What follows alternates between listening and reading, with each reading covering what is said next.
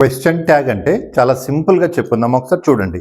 జనరల్గా ఏంటి, ఒక సెంటెన్స్ ఇచ్చిన తర్వాత సెంటెన్స్ చివరన మనం ఒక షార్ట్ క్వశ్చన్ యాడ్ చేస్తాము. దాన్ని మనం క్వశ్చన్ ట్యాగ్ అని అంటాము. ఈ క్వశ్చన్ ట్యాగ్ని రాయడానికి ఇంగ్లీష్లో మనకు సర్టెన్ రూల్స్ ఉంటాయి. Just 3 rules. రూల్ నెంబర్ 1 ఏంటంటే, ఇచ్చినటువంటి స్టేట్మెంట్ అంటే ఇట్ ఈజ్ రైనింగ్ అనే ఈ ఎగ్జాంపుల్ సెంటెన్స్ తీసుకుంటే ఇచ్చినటువంటి సెంటెన్స్ పాజిటివ్లో ఉందా నెగిటివ్లో ఉందా ఒకసారి చూసుకోవాలి. ఎందుకంటే ఇచ్చినటువంటి స్టేట్మెంట్ పాజిటివ్గా ఉంటే రాయాల్సినటువంటి క్వశ్చన్ ట్యాగ్ నెగటివ్లో ఉంటుంది.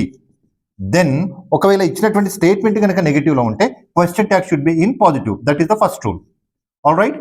And then immediately we have to go for second rule. The second rule is సెంటెన్స్లో మనకు తెలిసినటువంటి హెల్పింగ్ వర్బ్స్ ఏమైనా ఉన్నాయా అంటే am, is, are, was, were, has, have, had, do, does, did, will, shall, can, may, would, should, could, might, must, need to, dare to, ought to అనేటువంటి ఇలాంటి helping verbs ఆ సెంటెన్స్లో ఏమైనా ఉన్నాయా చూసుకోవాలి. ఒకవేళ ఆ హెల్పింగ్ వర్బ్ ఉందనుకోండి, immediately we have to take that helping verb here. Let me explain. Then afterwards second rule is we have to search for the helping verb.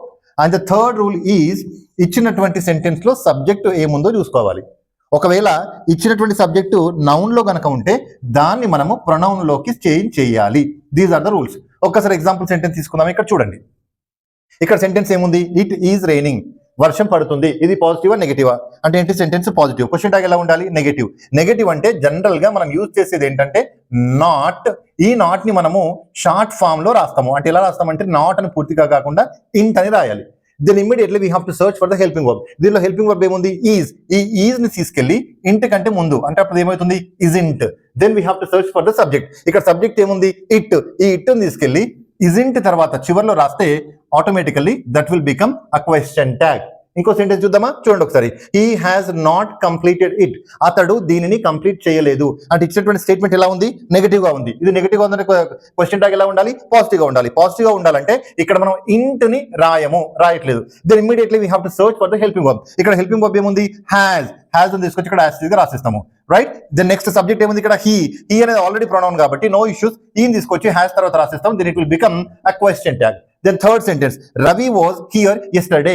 Ravi నిన్న ఇక్కడ ఉన్నాడు అంటే ఇది positive statement. Positive statement question tag ఎలా ఉండాలి? Negative. Negative అంటే మనం ఇక్కడ రాస్తాము, ఏం రాస్తాము? ఇంట్ అనేది రాస్తాము. దెన్ మనం హెల్పింగ్ వర్బ్ సర్చ్ చేస్తే ఇక్కడ ఏముంది? మనకి ఇక్కడ వాజ్ అనేటువంటి హెల్పింగ్ వర్బ్ ఉంది. దీన్ని ఏం చేస్తాం మనము? ఇంటి కంటే ముందు తీసుకొస్తుంది ఏమైంది? Wasn't. Then Ravi. Ravi masculine జెండరా ఫెమినైన్ జెండరా? మ్యాస్కులైన్ కాబట్టి రవికి సంబంధించినటువంటి సూటబుల్ ప్రొనౌన్ ఏంటి అక్కడ? హీ. కాబట్టి ఇక్కడ మనం ఏం రాస్తాము? He. The final answer is wasn't he. ఇంతవరకు మనం చూసుకున్నది ఏంటంటే హెల్పింగ్ వర్బ్ అందుబాటులో ఉన్నప్పుడు క్వశ్చన్ ట్యాగ్ ని ఎలా చేయాలి అనేది. మరి హెల్పింగ్ వర్బ్ లేనప్పుడు ఎలా చేయాలి? నెక్స్ట్ వీడియోలో చెప్తా. Thank you.